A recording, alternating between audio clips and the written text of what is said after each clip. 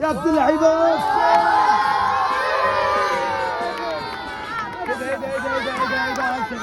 ايه ده يا قفشه ده؟ ايه يابا؟ انت خدت الجمهور مني يا قفشه عشان لعبت لا ماتش؟ انت خلاص يا امام، انا بنزل اخلص.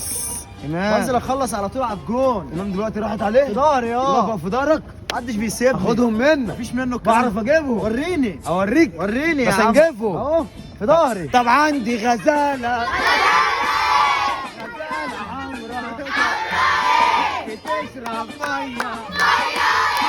ميه بيره. انا ما العبش بس انا كده، انا بص بحتفل بس. بيره خواجه وسيد يا سيد، سيد يا سيد.